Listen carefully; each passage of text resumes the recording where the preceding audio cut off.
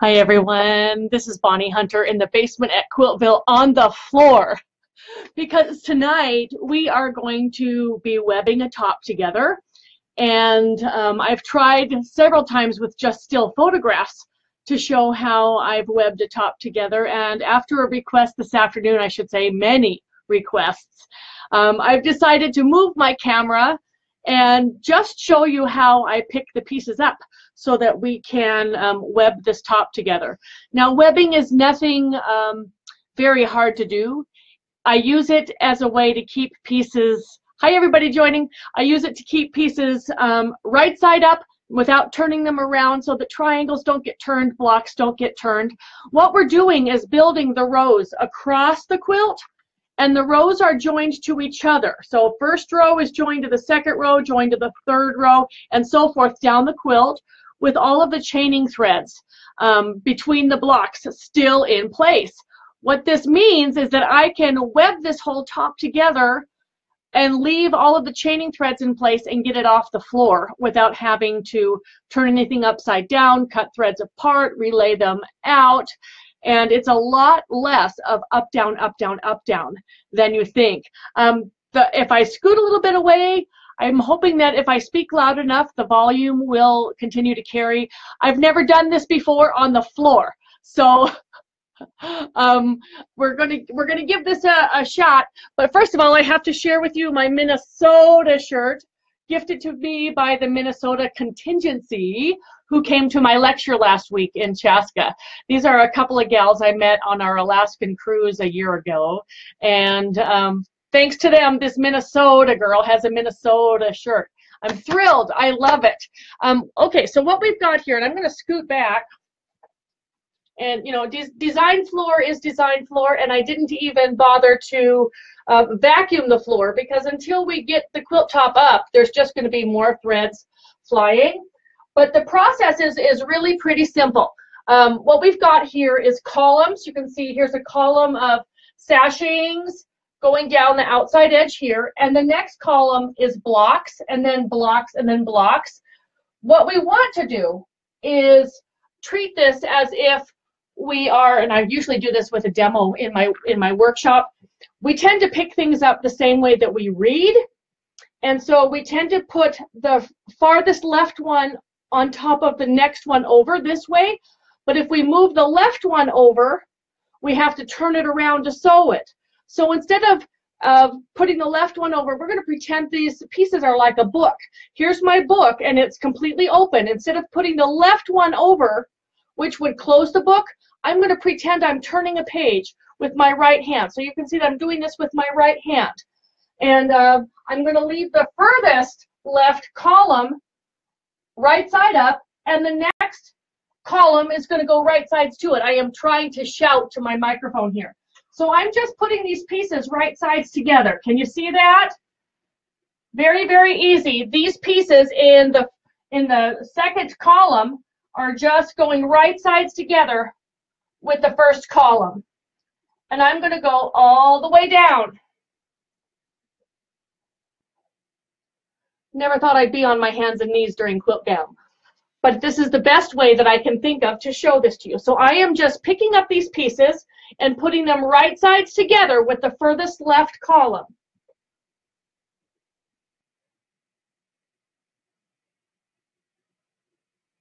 And my head might disappear here for a second. I'm getting down to the bottom of the quilt.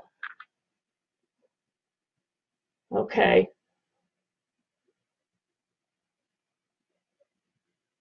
I do big quilts. Most of my quilts are about queen size because I have a family of very big people. So you can see here, I'm going to pick up this block here. This is directly off the floor. That this is the second column, and it's right sides together with the first one, because this is where the seam happens. If I went the other way, I'd have to turn the unit completely around, and I'd be building my quilt upside down and backwards. This is the way that I want this to go. At this point, I need to keep things in order. I'm going to move aside so that you can see what I've got here. So you can see that the second column is just right sides together with the first. And where the seam is going to happen is right here at the far right edge. So now that these are laid out, I'm going to pick these units up in order from the top of the quilt to the bottom, and that's what I'm going to do right now. Trying to keep my big hind end off camera. So I'm just going to pick up these pairs in order, and we're just going to keep the side that's going to be sewn in my right hand.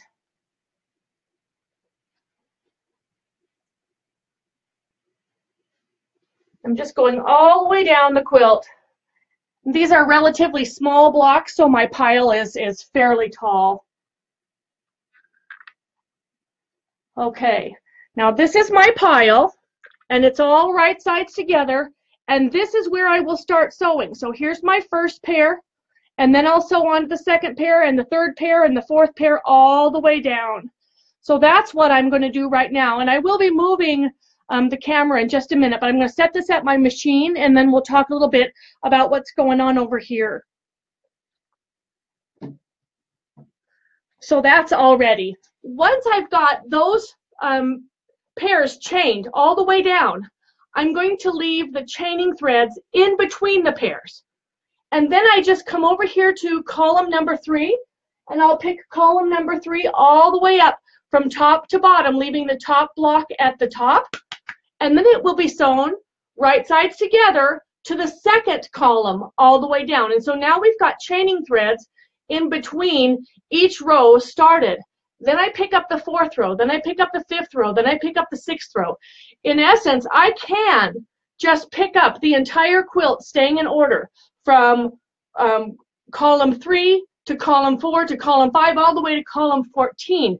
And as long as those blocks stay in order on my table, I can pick them up and add them onto the quilt. And I'll know when I get down to the bottom because I'll have more blocks than I have mothership. But I don't like to pick that many up at once.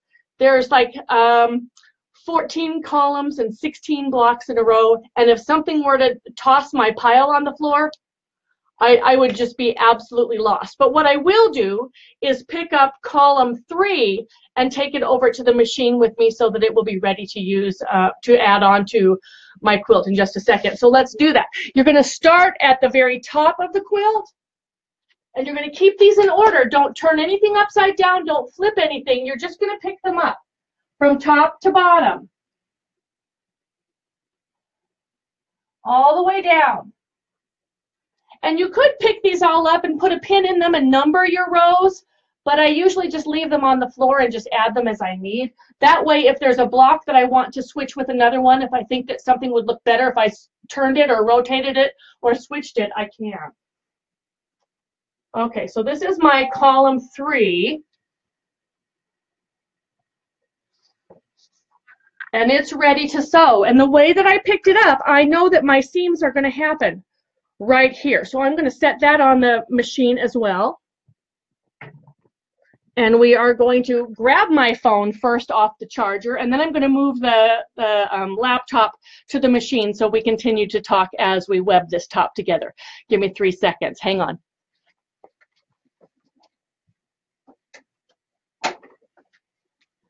Okay, we are moving, so watch yourself in case you're dizzy. I will adjust this in just a second.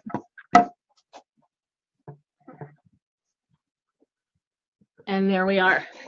Okay, so tonight I am sewing on my 1960s. This is our early 1960s Atlas. And this is the one that my friend Mona and I purchased at the Antique Mall in North Wilkesboro, I think it was.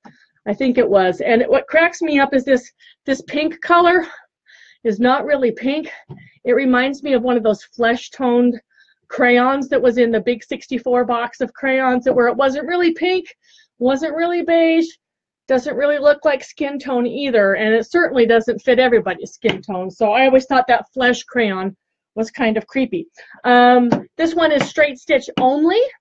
The knob up here will adjust the pressure on the presser foot, and it's got names up here, so I can go from silk to cotton to linen and all the way to darn, so it puts more or less pressure on the presser foot.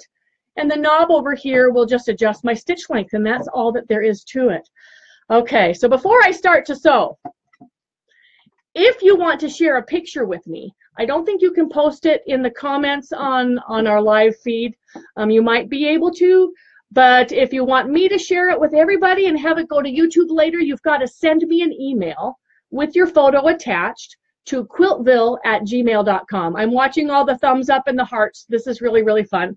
I'm going to check to see who's joining us tonight, and then we will get to sewing. And I am actually going to just tilt this just a hair so that you can see my sewing surface right here.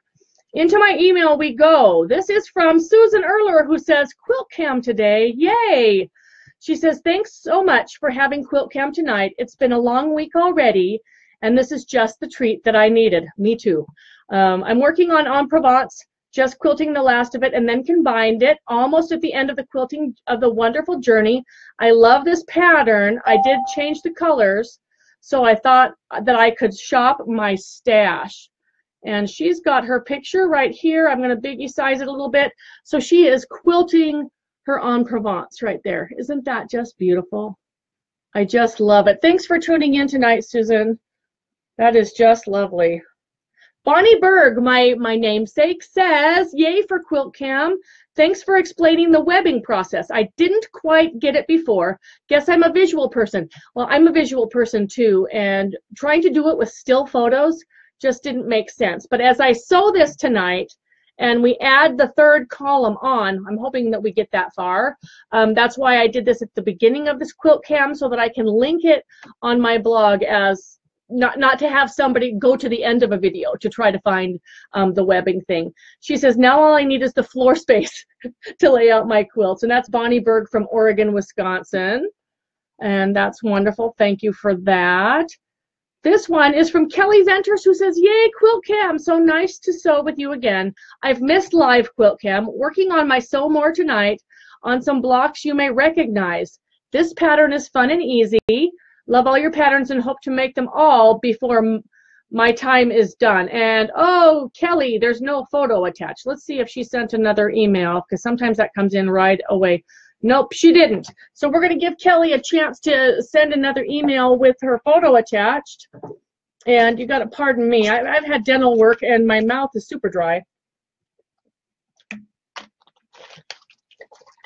My hubby said, you're doing Quilt Cam tonight? And I said, yes, I'm getting really good at smiling with my mouth closed.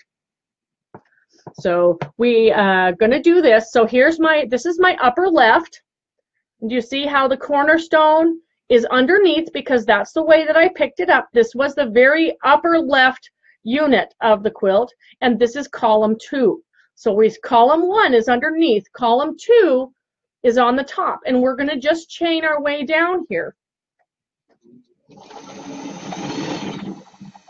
I've already set my seam allowance on this machine. I've been working on some other things. In fact, do you notice what color quarter square triangles I'm working on? I'm up to my purple round, and I'll show you. Over here I've got my hourglass leaders and enders quilt. Okay, we'll show that to you in a minute.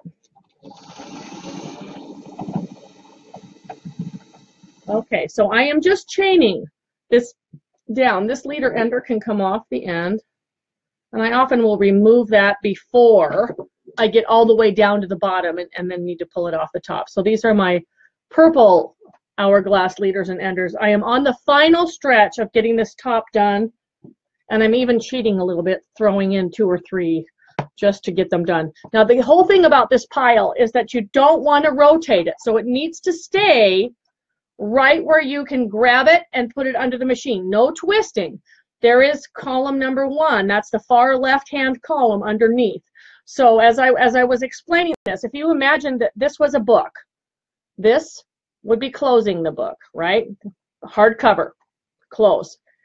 You want to just turn the page. If we're reading left to right in the book and we want to get to the next page, it's right over left, not left over right. So that's what we're going to do, is we're just going to close this or turn the page, and we're going to sew.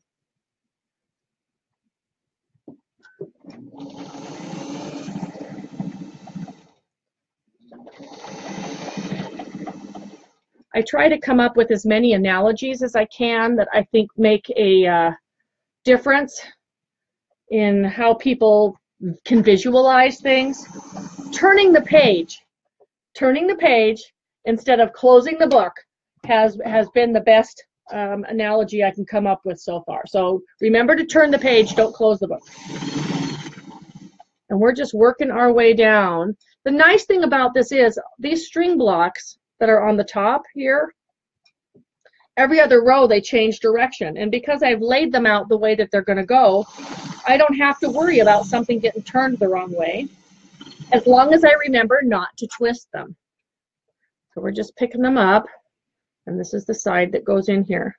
Now you might notice I'm not pinning. This is a string quilt, so it's not about perfection at this point. I like to tell people I'm a relaxed piecer, and what happens, happens here. So I can always check and see how bad are we. Oh, not too shabby. Not too shabby at all. So yes, let's see, I got home from Minnesota on, what day was that? Sunday? Sunday night late. There's a piece, we're going to have to ease that in just a bit. And the funny thing is I was there for 2 days. Actually, between Iowa and Minnesota, it was a total of 11 days. By the second night in Iowa, I called home and they said, we can hardly understand you. Your Minnesota is back. And I said, oh yeah, you betcha. Don't you know? So have you watched Fargo lately? Okay. We are just zipping these through. I love the sound of this machine.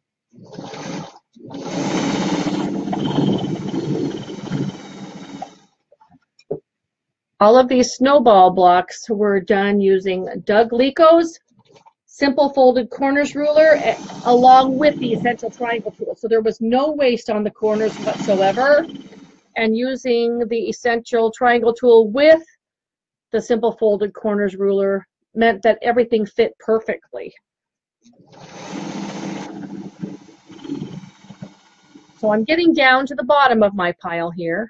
We just want to do this enough tonight that you get a good idea of what webbing is. We've webbed blocks before, but I've never actually webbed a quilt top on QuiltCam, I don't think. So you can see my chain of blocks is here, and it's all turned, all the pages have been turned. So it's second column over first, not first over second, because we'd have to turn them around to sew. So I get to my aunt's house in Minnesota, and I'm sleeping in her office down in the basement. And as soon as I walk down the stairs, there on the coffee table in front of the sofa are 2 cheapy plastic machines. Can you make these sew? She says. She went to a quilt retreat and she could not get those cheapy plastic machines to sew through any layers. Mind you, one of them was a plastic Kenmore from probably early 2000s, and she got it at a yard sale for 25 bucks. It just would not go through layers. And I told her she needs a vintage sewing machine. The first thing we laughed about was maybe 15 years ago. It was before 9/11. So when was that? That would be 16 years ago. Okay, so just a little bit before then. She says, I've got your great-grandmother's sewing machine. It was a 1591 in a case. Do you want to take this home with you? And I did. I lugged it through the airport. I got it in the overhead bin, all 45 pounds of it. I don't know how it ended up not allowed. Nobody said anything when I put it in the overhead bin. She should have kept it because she would be able to quilt through anything with that machine. But she thought she didn't want it. She can't have it back. So I'm looking for something like a 301 or a 404 for her. But the downside to that is, how many of those did I already sell this year? I rehomed a bunch. And I know there's no getting those back either. So we're on the lookout for a 301 or a 404 for Auntie Joy. We're almost down to the bottom of our pile here.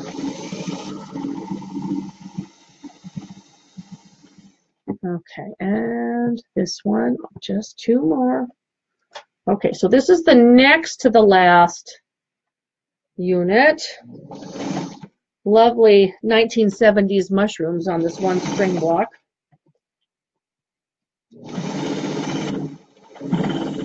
And then here's the last one. So all of this, see how this is? This is the cornerstone for the bottom left, and this is the column number 2 that's right sides together with it. Remember, this is closing the book. This is turning the page. So we've turned the page, and we're going to just sew onto here. Now to get this out, I'm going to sew myself a little leader ender here. I'm going to grab a neutral and a purple.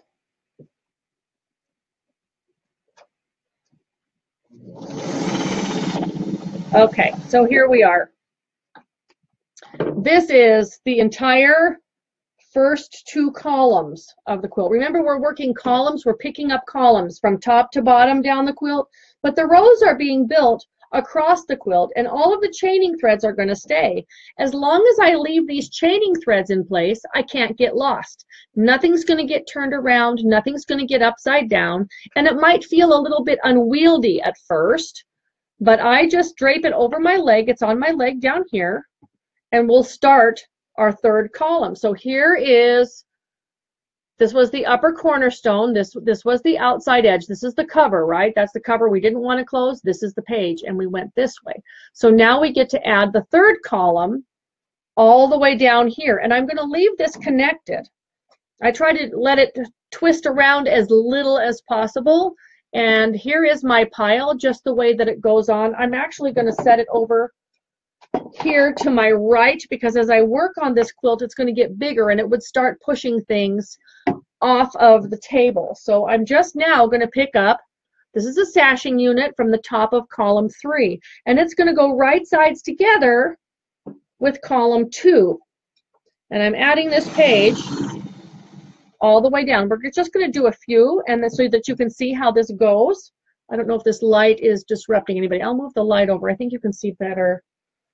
So these blocks are, the strings are facing the other way. This row, all the strings are up and down instead of sideways. So I'm watching to be sure that they are as I add them here. But now I've got chaining threads in 2 places, and I'll slip this off here. And I just pick up a block, put it right sides together. See, I'm turning the page this way. I'm just turning it as if I've read that page, and we're adding it on. If you have any questions about this webbing process that I'm doing, go ahead and send me an email, because it might be something that somebody else wants to know, and that's quiltville@gmail.com. I won't be able to get to your questions on our Facebook Live feed until after the video is done, because you're quite a ways away from me, and frankly, I can't read what anybody is writing. Laptop's kind of small. So we're just sewing on down. Usually by the time I get to the 4th column, things don't twist and wrap around so much, and I'm pretty good at keeping things straight. The more you do this, the easier it comes.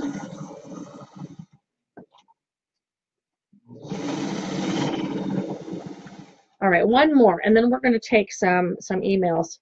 So I love coming through these blocks and finding fabrics that friends had gifted to me. This one looks like a neutral. I can't get it really close to you right now, but can you see that there's a dreidel on there? So I love that. A little bit of gold, a little bit of shiny, and I'm putting it with these really fun South African indigos. They're shwi shwi, is what they call them, or 3 cats.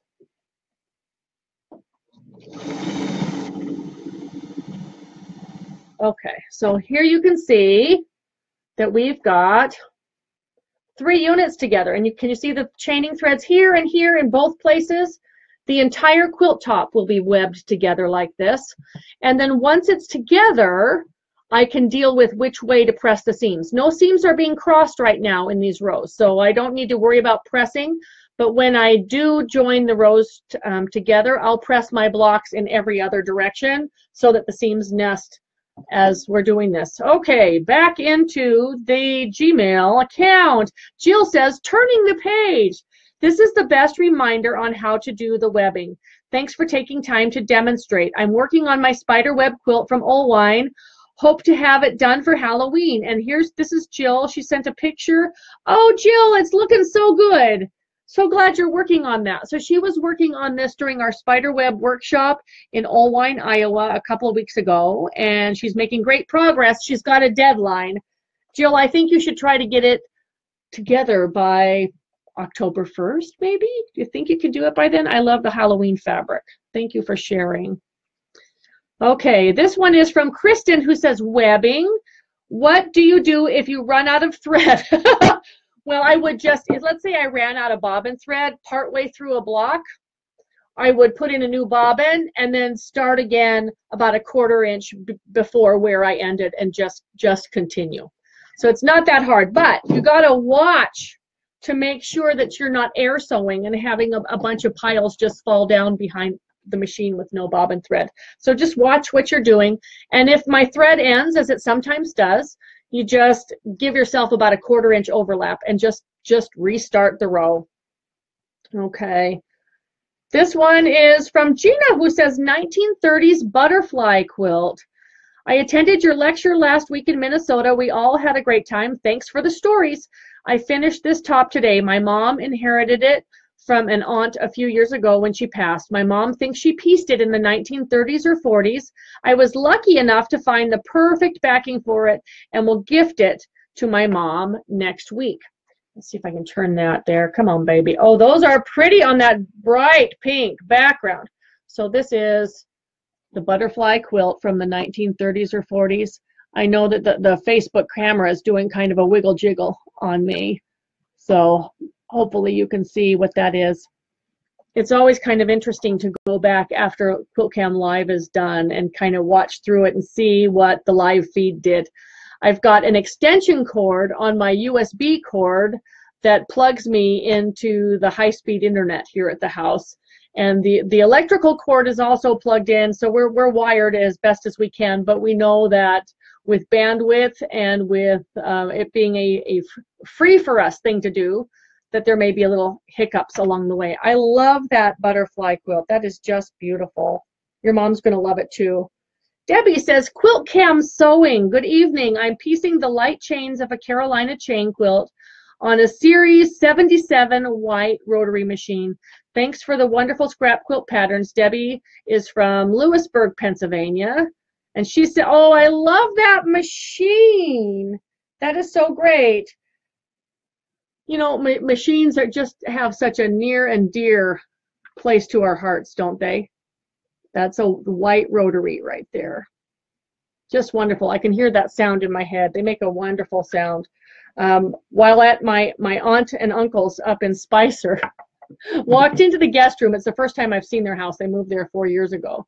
And they showed me the guest room, and there's 2 twin beds, one on either side up against the wall. And of course, there has to be a bedside table in between the 2 beds. And I went, that's not a bedside table. That's a machine. So we got to move the lamp, move the picture, move the plant, free the machine, and see what it was. And it was a free Westinghouse from the 1950s. I think it was the same model that Lucille Ball was sewing on in that famous episode. You've seen that picture where Lucille has her hair all up in a kerchief and she couldn't figure out how to run the sewing machine. Yeah, it's that one. Okay, Gayla says, QuiltCam, I've learned so much from you. Here's a pic of my Dancing Nines quilt, getting it ready for machine quilting. And she sent a photo. Oh, that's beautiful, Gayla. So she's got her Dancing Nines right there, and I can see the camera move. She's got it right there on her bed, ready for quilting. That's just beautiful. 9 patches are just a favorite, aren't they? They are just great. Oh, one more. I saw a webbing question. Carrie Booth says webbing question. Thanks for showing webbing tonight. Any tips or tricks for dealing with the quilt bulk as you get to the far end columns? Sure, you can actually divide the quilt in two long halves, or you could do it in 4s if you wanted to, but just web all the way to halfway and then web the second half, and then maybe you can join the 2 halves together. I don't have any trouble webbing this direction, but when it comes to joining the rows together, I will often cut the quilt in half Just between the chaining threads, between the top half and the bottom half, just cut that in half, and then it's not so hard to do. But what you need to do is I mark my upper left hand corner, so I know when I put these two halves together that I don't turn one around or turn the other around. But generally, unless it's like super duper king size, I don't have a problem just leaving it connected. Okay, so let's go add some more on here.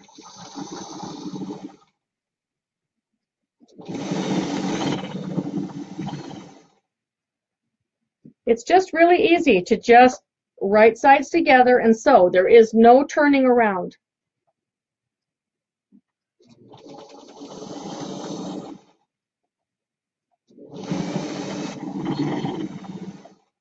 And it's just kind of living down here on my thigh. So that kind of supports the weight a little bit.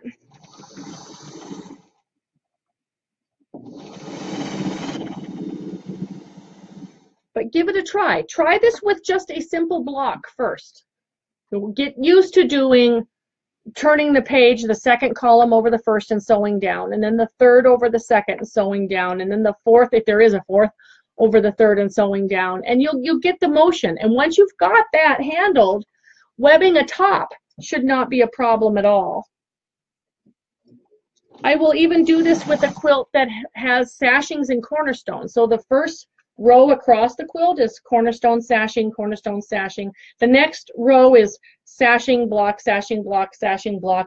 And it's the same thing. You turn the page and sew down. So the first, the left-hand row is the book cover. So don't put that book cover to close the book. You bring the second one over and sew all the way down.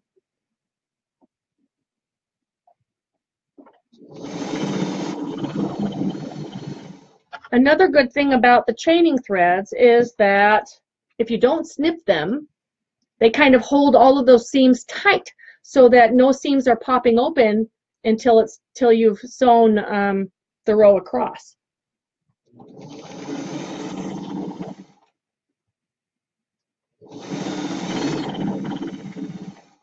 We're getting down there. We'll do some more. I'm excited to have this off my floor. Tomorrow I'm headed up to the cabin. My friend Irene is coming down from Kentucky to join me.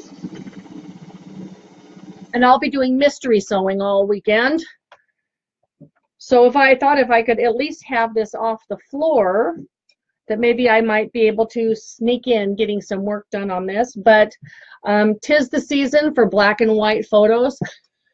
So if you see a black and white photo from me, you know I'm sewing mystery something and can't share the colors yet. All right, come on, baby.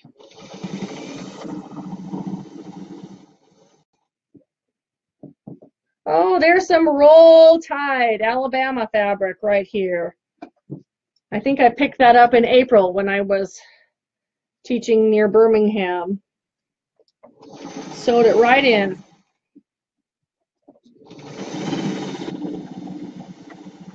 Now you can stop and pin at any time if you want. I'm just not for right now because well, it looks pretty good actually.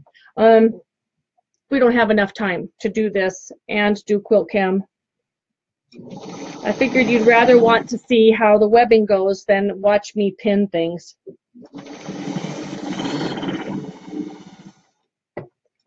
Okay, almost down here, just a few more.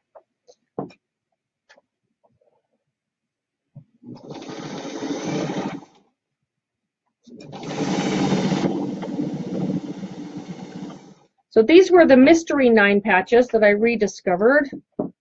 Over 200 of them. We're not using near enough in this quilt top because I've got planned borders.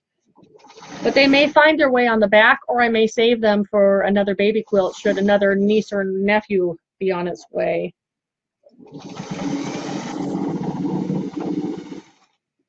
Almost there.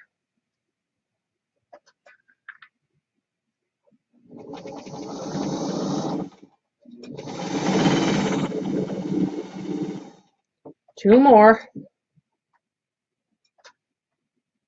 had a lot of fun making the snowballs.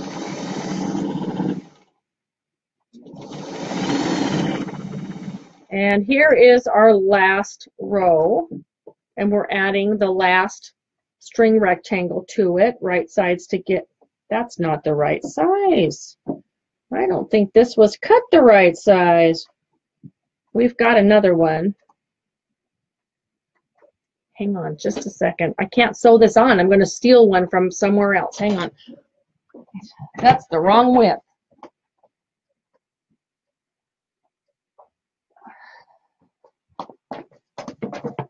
That must have been the end of the piece of paper I was trimming from. That's better.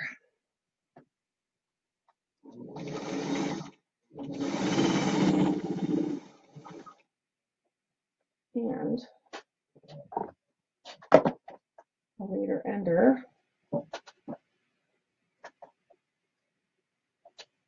Okay, so now I can remove this from the machine and show you just what's going on here. And I just keep gathering them up into my lap this way. But we've got, can you see? Here's our rows across being built, and the chaining threads are left between the rows. And if things get twisted, I can untwist them. And if things ever get too twisted, I know I can always cut them apart and I will be just fine. So here we go. So there's our 3 rows. So the next thing I will do is pick up column 4, and I will start at the top of my design floor, or your design wall if your quilt's small enough. This is always bigger than the design wall, so I use the floor. And start at the top and pick them up in order all the way down. Don't turn anything, don't twist anything. And then you just simply add column 4 to column 3 all the way down. Leave the chaining threads in place. If something became twisted, I can sometimes untwist it by holding it upside down. And if all else fails, there, that worked. All else fails, I can just snip the chaining threads and set me free to do that. So let's check into our mail now and see who is peeking in. Connie Jones says, Leader Ender Challenge. Lots of color in my Leader Ender Challenge, almost halfway finished. Well, my goodness, Connie, that looks great. That looks amazing. You're a lot farther than I have, because I decided that I was only going to work on this Leader Ender Challenge at the cabin, and then I'm trying to finish up the Hourglass ones while I'm on the road or here at home. So that's looking just stupendous. Checkerboard Rails is this year's Leader Ender Challenge, and you'll find the directions for it free under the Free Patterns tab at the top of my blog. Just click it and scroll down to C for Checkerboard Rails. That's looking really good. I'm loving it. That's wonderful. It looks very colorful. That's fun. I'm going to save that one. Connie, that's great. We want to share that with everybody. Sherry Whalen says, how are you, Sherry? I miss you already. She says, thanks for Quilt Cam. I appreciate your demo of webbing. You talked about turning the page in Olwine, and finally a light bulb went off for me. The perfect analogy. I had tried to web before and always got something turned around. I've been practicing with blocks, and now I've got it. Next up, a whole quilt. I am working on all 3 quilts a bit at a time. Moth in the Window, String Spiderweb, and Joe and Kelly's Points of Interest. Up tonight, Points of Interest, because that is what I have cut out to work on today. I had so much fun at the Olwine retreat. Thank you. So she's got her progress. The blocks that she's working on from our retreat are here in her photo. So you can see the Moth in the Window blocks. And I'm trying to see, where's the camera? I need to go this way. It's mirror image. And there's the spider web and the Points of Interest that Kelly and Joe Kramer shared on their day for workshop. Those are beautiful, Sherry. Great job. Okay. So we've got Lonnie who says, just put the border on my garlic knots and in the process of putting my binding on Blue Ridge Beauty. Don't know how you do all you do, but I'm so glad you do. See you soon. And this is from Lonnie. And Lonnie brought a bunch of vintage quilt tops that belonged either to her mother or her grandmother down the family line to our workshops in Utah. And I loved seeing them, and just wonderful family history in those quilts. So Lonnie follows suit and is making wonderful quilts along with her nieces that all came to class with us too. So here is Garlic Knots, and it's a sideways photo, but I think you can still see, because if I turn the photo sideways, the whole thing's going to, oh, yep, I knew it would do that. Okay. So here we are with Luann, who says, first time watching you live. My husband says hello. He loves to watch. Lots of love from Lou and Dave. Pastoric. So much love back to you too. So glad you could tune in tonight. And I'm looking for something that says, just in case somebody says, oh, I see so much stuff I need to see. Question. What I'm looking for is questions. Any tips on finding old phone books? Let businesses know that you're looking for old phone books. Let your neighbors know, let your friends know, put it out on your Facebook page. You're looking for old phone books. Even hotels, libraries, ask anywhere. Of course, in my neighborhood, I have a rule. They deliver new phone books. They're wrapped in plastic bags, and they can't put them in the mailboxes, so they drop them right at the bottom of the mailbox pole. If that neighbor's phone book has been there 3 days or more, it's mine. So, but the big ones are what you really want to find. Another thing that you can do is ask around at the schools. Businesses, ask at the post office. Sometimes they are given extra phone books, and that would be a great way. Okay, so let's go back here. Looking for questions for anything to do with the webbing. Nope, and I think we've got that. We've got that. So Tia says, Quilt Cam, she says, so glad to be catching you live for the first time ever. Working on scrappy 9 patches for Dancing 9 Patch that will end up as a wedding gift for a friend. Thanks for the pattern and continual inspiration.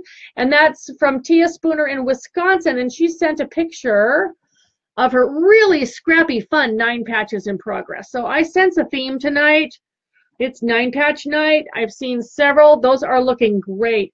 How many of you have a box of just cut squares on hand, whether they're 1.5 inches, 2 inch, 2.5, 3.5 inches, whatever you have? If you're feeling like you want to sew, but you really don't want to put in a lot of effort, you don't want to think, just make 9 patches. One of the things I tell my students, if you're just making 4 patches or 9 patches, don't even worry about where they're going to go or what they will be. If you build them, the quilt will come. It really will. Michelle says, love your webbing demo. I've done it on blocks, but not a whole quilt. I'm working on my moth in the window blocks from your Iowa workshop. And this is Michelle from Missouri. Michelle, I recognize those fabrics. They're fabulous. So she's really doing a great job there. It was really fun seeing you in Iowa, and I hope our paths cross again really soon. I've been doing a lot of calendar tweaking over the last few days. When I got home, I knew the first thing I needed to do was really clean out my inbox and get workshops that guilds had chosen up on their calendar days and get stuff out and rearrange some dates and do some stuff. So hopefully I'll be coming somewhere near you in the near future. Kelly says, photo. Sorry about that. Oh, there's that beautiful sew more. Oh, yeah. What's not to love about Aqua? So that's Kelly, who was our very first email read tonight. She's working on that lovely sew more. Can you tell where the spool holder is? It's right in the center of the machine. It's kind of like a little divot that the spool fits into. I just think it's the coolest machine ever. And I had purchased one on eBay, and it arrived broken in a million pieces. So even though they refunded my money, the machine was dead and went to the dump. Was not able to fix it. That's such a beautiful machine. Nola Hartman says, wild and goosey. I'm working on my binding, but Peru, my assistant, is asleep on the job. Oh my. Peru is like the big black hole. You can't tell where his head is or where his feet are or anything. He's just all curled in a ball on wild and goosey there. Very fun. Okay, so what I need to do right now, and did I get myself twisted? I may have just a little bit. If I let go of the top one, sometimes I just give up and cut the thread. But I think we got it. Maybe. One more twist. Maybe? Yes, we did. Okay. So we are right here. and I can stick a lamp on it or a pair of scissors on it or something so that I can get up and get column number 4. So this is where we play the crazy circus music, and you're going to give me about 10 seconds, and I'm going to pick up that column number 4 and be right back with it. I could pick up the entire quilt, but I know with talking and sewing and doing this, that, and the other thing, that I would drop half of it on the floor, and then I would have to lay it all back out again. 10 seconds starting now. Be right back.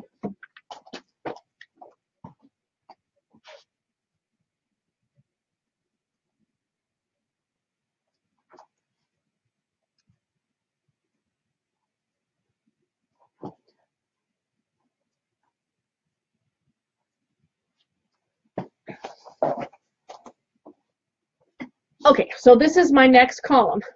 It's all picked up in order from the top of the quilt down.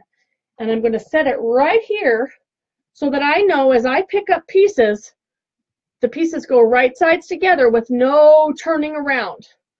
They just go right sides together here. So hopefully, if things got a little bit twisted with the moving and the showing, I'll just snip threads if I have to. Okay, so this is column 4 going on down, right sides together against column 3.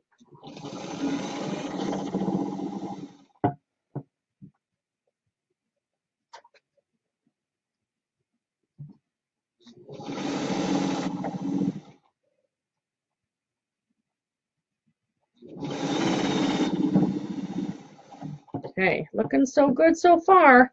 And as I'm looking to see how seams match, they're not pretty bad. They're not so bad. Relaxed piecer, remember, relaxed piecer. And all of these string blocks are now going sideways. The other previous row was up and down, so I have to kind of watch to make sure that they do.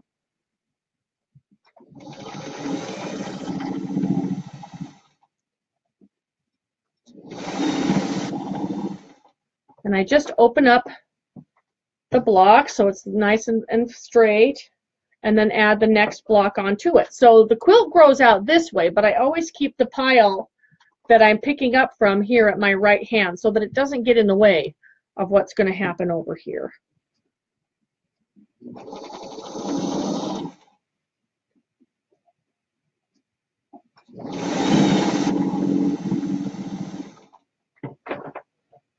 Okay, so we got a little bit of a twist here. I can untwist just a couple more times, maybe, maybe not.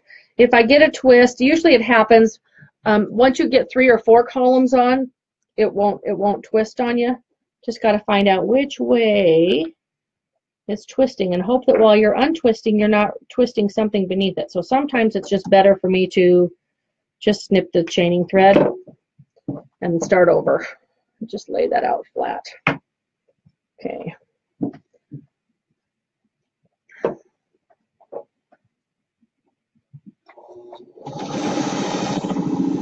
Doesn't happen with blocks so often, but it does happen with a quilt from time to time. So then I just untwist it and start up again.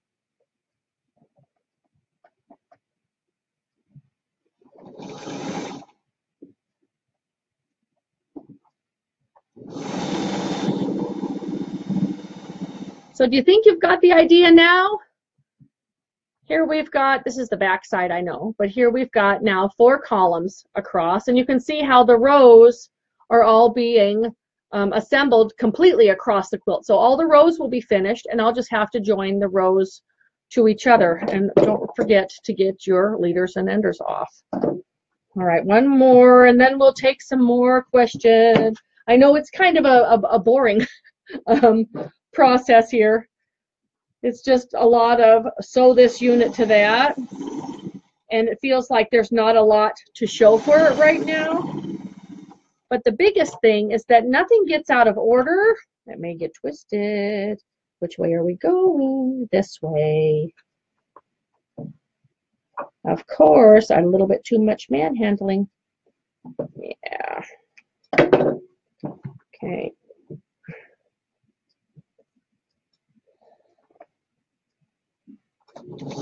But try it with a block first.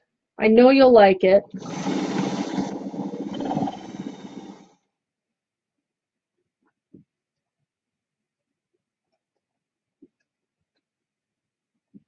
And eventually, we'll get all 14 columns of this quilt up off the floor. Probably not going to happen tonight.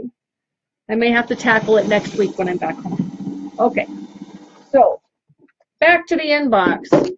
See how we're doing here so far? All 4. And you just continue to build the quilt across this way. And then once you decide which way you're going to press your rows, you can press a couple of rows at a time. Put your rows right sides together and sew. I don't feel the need to necessarily trim all of the chaining threads between the rows, unless the quilt is getting too big and too unwieldy, in which case I'll cut it into sections and then build the sections and join them together. But there's no need to trim all of those chaining threads. So here we go. Back to the inbox. I'm going to go directly to the top, to the most recent. All the way to the top. Phone book substitute, says Joseph, Virginia Joseph. The quarterly reports that come from financial stock companies for IRA and 401 stocks are just like phone book pages once you get beyond the first couple pages. Agreed. I love those 401k reports. Those are great. Those, hubby looks at them and they're often full paper size. So they come right down here to the studio when we're done with those. So thank you for reminding us of that. Celia Gibson says, my current project. Hello from cold Melbourne. Here's my current project. I'm doing it with a friend and we share the string blocks. Love Quilt Cam. And so she's working on, oh, it's a fair and square. Very nice. So they're doing lovely bright colors there in fair and square. And you can find this pattern in my book, Scraps and Shirt Tails 2. It's on sale along with Scraps and Shirt Tails 1 at a blowout price of $19.95 in the Quiltville store. So in fact, they're going to stop the regular printing of Scraps and Shirt Tails soon. And then they have decided that it's going to go to print on demand. And maybe digital as well, but the print on demand just is not as nice as the real print copy. So if you're wanting a copy of Scraps and Shirt Tails 1 or 2, you'll find those in the Quiltville store. This is absolutely beautiful, Celia. I hope that your spring will be coming along soon. I'm going to save that. That is just so pretty. Okay, so Barbara says, final borders. Working on my final borders for Sister's 9 patch. Took a break and saw Quilt Cam was on. Hooray. Love that pink atlas. Got one from my mom for my birthday, but haven't gotten it running yet. Thanks for squeezing Quilt Cam into your busy schedule. I figure if I just keep talking fast enough, nobody will notice the gaping hole. That's where my tooth was. The whole process really is not that bad. If you've never had an implant before, if you've put it off, don't put it off. Your mouth health is important. So here is her Sister's 9 patch from Adventures with Leaders and Enders. In my case, I did build all of those 9 patches as Leaders and Enders. Do you sense a theme? It's 9 patches all the way around tonight, 9 patches. But 9 patches are one of the easiest things you can do as Leaders and Enders. So just cut yourself some squares, keep them by your machine, and build as you go. Or if you're participating in this year's Checkerboard Rails Leader Ender Challenge, get those 4-patch squares by your machine and build those 4 patches and then set them with your rails and you'll have a lovely quilt in no time. This is so pretty. I love red and pink and yellow together. So pretty. Okay, we have, what about these? It says, if you don't have old phone books. I was watching and someone had a question about old phone books. I thought about it and got my farm catalogs that were sent periodically. Would these work? The texture is the same paper and weight as a phone book. I've been saving them to try it. I think it would be fine, but the thing that I worry the most about is shiny paper with colored ink. I don't know what the shiny paper with colored ink will do, say if you were to iron it to white fabric. You know, will the color come off on the fabric? The thing about the phone books is that the color doesn't come off. This, I'd be a little bit leery just because I don't know what the paper is coated with. So try it and see and let us know. I'm just worried about all that color. Okay. All right. So we have Cindy Doolittle who says, thanks. Great to meet you in Iowa. When you talked about opening the book, A light bulb went off. Working on my spider web tonight. So there's a lot of spider webs happening from our Iowa contingency. That's wonderful. And she says, let's see, yeah, we've got that one already. From Paige, webbed top. She says, I used your method on this one. And she's got her top all webbed. Oh, it's together. Hooray. So she's done a houndstooth quilt there, and she used the webbing technique to get that together, and that kept all of her triangles from turning the other direction. Give it a try. And we will pin this video to the top of my Quiltville Facebook page, where it will live until we do the next Quilt Cam. It will also be available on my YouTube channel, and I'm going to embed it in tomorrow morning's blog post and link it not only to the Quilt Cam tab, but in the tips and techniques tab also, so that people can find the video on how to web. Okay, beautiful houndstooth. I love that. Okay, Betty says, question, does webbing work if quilt is on point? Unfortunately, no, because your rows get longer as you build on point, and you're dealing with setting triangles and things like that. So webbing doesn't really work for me in that instance. I haven't figured a way that works easily for me with on-point quilts. I wish there were, and if somebody's got it nailed, do a video. Let me know. I would love to see if somebody can web on point. Kathleen Furr says, finished piecing Texas braid I was working on during last Quilt Cam. What a fun quilt to piece. Thanks for creating the pattern. And she's from Kansas. So here's Kathleen's finished Texas braid, all there on her design floor. Gotta have it. That's absolutely beautiful. I love that you ended with the red triangles on both ends. That's really nice. Really nice. Okay, so we need, how tangled am I as we go down the row here? Not too shabby, I don't think. Once I usually get the fourth column on, there's much less twisting able to happen.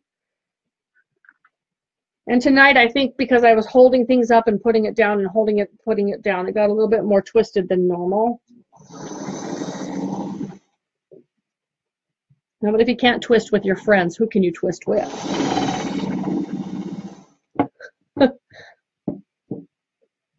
Okay.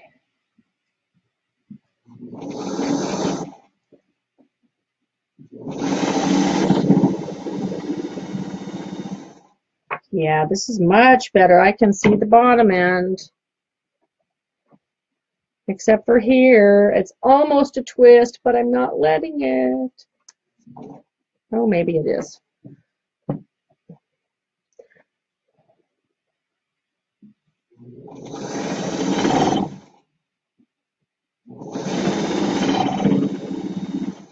Okay, so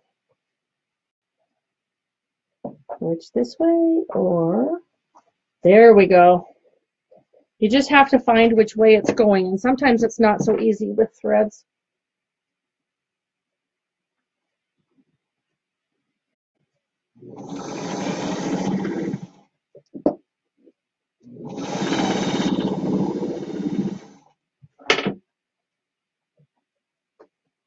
Okay. And here I thought I'd have much of this webbing done by the time we were done with Quilt Cam. No matter what I assume I'm going to get done during Quilt Cam, I just need to divide it in about half. Okay, this way, this way, this way. Yes. If you can accordion fold it on your knee, it should be a lot less twisty. As I'm pulling it, it's just the weight of it's doing its own thing down here.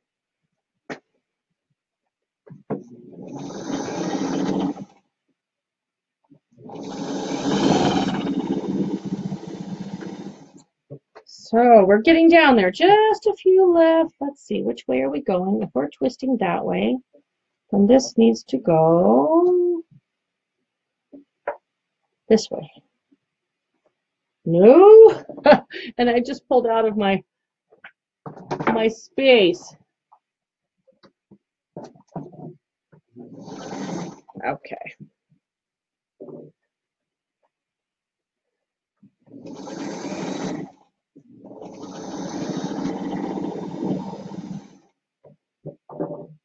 And we're just going to give this one one more twist, and there we go. We got it.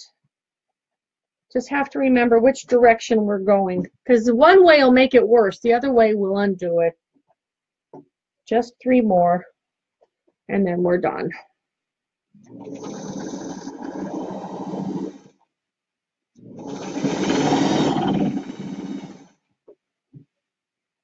This was that 1970s mushroom fabric I was talking about. Oh yeah, honey, you lived in my stash way too long. It's going. I'm sure that was a gifted fabric, because no way would I ever have bought it.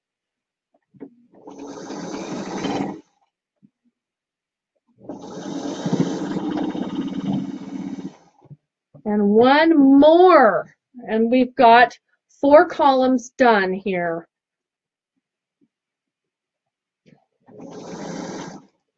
And the leader ender.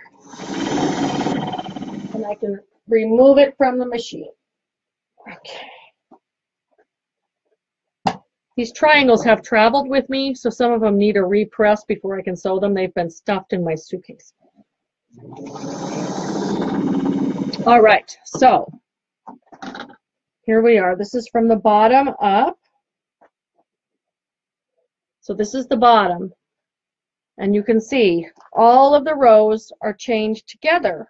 From this point on, I will go back over to the design floor and pick up column number 5 in order, keeping the top block, the first block in column number 5 at the top of my stack, and pick them all up in order so that that top block is sewn to the top of the quilt over here. So I just kind of pick them up in order this way, so that the last one I'm picking up is, it goes at the bottom of the pile, so the top one stays at the top of the pile. And I just pick them up in order. No turning, no twisting, no flipping upside down. Pick them up in order, and know that the far left side of that block is going to go directly against column number 4. And I will be able to web this entire top together and leave the chaining threads in between, and none of my string blocks, which change direction. Can you see here that they're sideways and the next one down is up and down? None of my string blocks will get out of order if I do it this way. And this is a big quilt, so it's a little bit more unwieldy than say a lap quilt. So start small, but you'll get the hang of it, and I know you will love it. I wanted to show you, I got the last, I'm going to do the stand-up show and share here. The last neutral border is on. So what happens now is my next band here is purple out here, and then I may either just end with the purple, or I may put one more row of neutrals and call it done. But this is last year's Leader Ender Challenge, and it got quite a ways done just by having triangles at the end of lines of chain piecing. So that's what I've been doing tonight. So in essence, I could take these 2 that I've sewn, and these are just doing them at the end of the lines of webbing, and put them right sides together and build these hourglass units as I'm sewing this top together, which is likely what I will do. So these 2 halves from the last 2 previous rows will be sewn together like this. And you can find the directions for last year's Hourglass Leader and Ender Challenge under the Free Patterns tab at the top of my blog. Scroll down to H for Hourglass Challenge. Let's take just a couple more, and then I think I'm about done for the night. I've gone about as far as I can go until I leave again and pick up another column, and I don't want to do that to you. Sally Weir says, Mai Tais, wanting to make Mai Tai in Paradise, but would love to see more pictures of this pattern. When was it that you taught this? I think it might have been on a cruise. Thanks for the webbing demo. Lots of light bulbs went off. Keep on sewing, Bonnie. We did do this as a cruise. We did it as the very, very first cruise that I did. What year was that? 4 years ago? 5 years ago? But if you type Mai Tais in Paradise at the top of my blog, some of the examples will come up for you. Also, if you go to Pinterest, type it in Pinterest, and you will see all of the quilts that have been pinned by other people. That's the best way that I can think of to do it. Pam Sharp says, MASH quilt, my blue heaven. Here's my MASH quilt. I love your patterns. You make these so fun to put together. I call it my MASH quilt because every time I see the name, I think of Hawkeye leading the group on My Blue Heaven. Heaven, I'm in heaven. Okay, this quilt has been a leader and ender project for a couple of years at least. Thanks for all you do for quilting. Oh, that looks great. Oh, I love it. She's done hers with deep dark navies and a nice brown in the inner border there. Absolutely beautiful. The entire quilt came from 2.5-inch strips using specialty rulers, either the easy angle and companion angle, or combine both into one with the essential triangle tool. Working with the right tools makes the job extra easy. So I was getting things ready tonight, and I slipped my mind, but I think this is a great way to end Quilt Cam tonight. A little bit of a song, because I was doing my hair after a quick shower, trying to get all of the thread mess off me so that I could make more thread mess tonight. And I was loading the van, and this came to me, and I just started humming to myself, well, my van is packed, I'm ready to go. Irene is coming and we're ready to sew. And all I was laughing, and my son walked by and he went, what? So it's quilty all the time in Quiltville. And we try to keep spirits up. One thing I would love to ask as a favor, my brother starts his radiation and chemo tomorrow for the recurrence of his brain tumor. And those who have sent prayers and well wishes, you have no idea how much that helps and warms our hearts. So if you could keep Mark in your thoughts and prayers, whatever positive thoughts that you can send, it's greatly appreciated. As to the next Quilt Cam, I am home, well, I guess I'm in North Carolina and Virginia for the next 2 weeks. And I would love to fit in another Quilt Cam before I take off to Oregon in September. So be watching for that. Of course, I'm working on secret sewing projects behind the scenes. And as I said, if you are seeing black and white photos, it's a good indicator that you're not supposed to know what colors these are or what size the units are. It's a mystery, and mystery season will be coming up really quickly. So I'm excited about that. Other than that, keep watching the blog. A certain quilty box showed up on my doorstep yesterday. So guess what we have coming? What's our moth? Guess what we have coming up? Like maybe tomorrow on the blog, maybe a quilty box giveaway post. So keep that in mind. And if it's still early where you are and you want to give webbing a try, please do it. Just lay out 9 squares for a 9 patch and see if you can web it the same way. Remember, you're turning the page so the left-hand column stays right side up. You're going to turn the second column over the first column and sew all the way down. And open that up, leave the chaining threads in place, turn the page, put the third column over the second column, and sew all the way down. Your 9 squares will be webbed with chaining threads in 4 places. Press those seams the way that you want them to go, and you can flip the top row over the center and sew that seam. Flip the bottom row over the center and sew that seam, and you'll have webbing down in no time flat. I've really enjoyed our time here together. Thank you so much for spending part of your evening with me. And until next time, we'll see you later. Bye-bye, everybody. Have a great evening.